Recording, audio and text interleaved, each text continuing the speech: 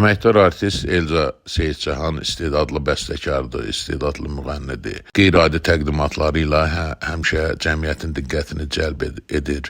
Çox zamanda bir mənalı qarşılanmır. Xüsusən onun şeir yazmasına qəribə bir münasibət var.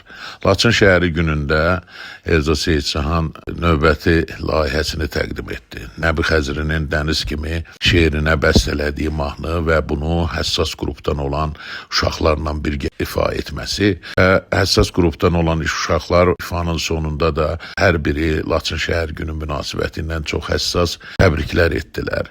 Orada oturanların, dinləyənlərin demək olar ki, hamısının gözləri yaşardı və Elza Seyidcahan bu layihəsinə görə təşəkkürümü bildirirəm və insanlardan da xahiş edirəm ki, Elza Seyidcahanın belə gərəkli, lazımlı təqdimatlarına da fikir yönəltsinlər. Hərdən bir gözləriniz yaşarsın.